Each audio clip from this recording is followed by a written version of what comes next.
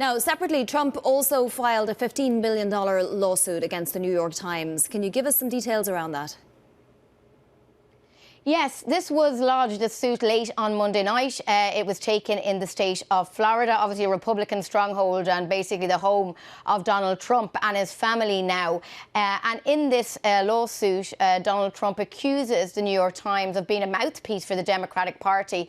He takes issue with a book that was written by two New York Times reporters, as well as other articles. It's a big figure, 15 billion, well past the New York Times market cap.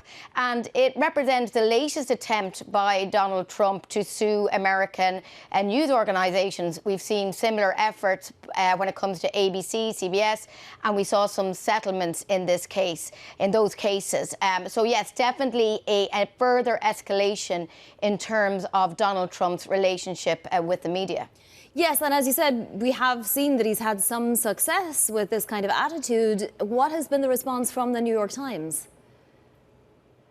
And so far, we're waiting to hear from the New York Times on this, whether they're going to fight this case. As I say, it refers to a book that was written by two New York Times reporters that is very critical of Donald Trump, as well as some articles. Trump also takes issue with the newspaper's backing of Kamala Harris in the last presidential campaign, as well as their criticisms in articles of Donald Trump. He talks about their criticism of him being unfit for office.